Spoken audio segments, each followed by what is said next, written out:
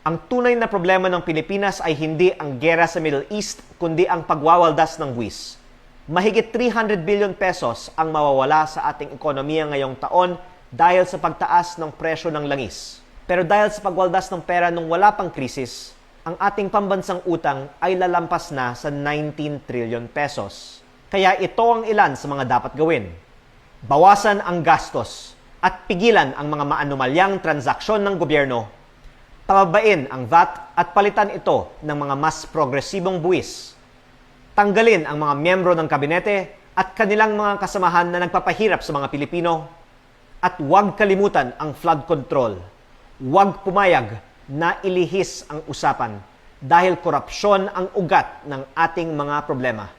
Hindi man kontrolado ng gobyerno ang presyo ng langis, kontrolado ng gobyerno ang paggastos at buwis. Huwag nating hayaang lalong lumubog ang ating ekonomiya at huwag masundan pa ang oil crisis ng debt crisis. Itigil ang pagwawaldas ng pera ng bayan.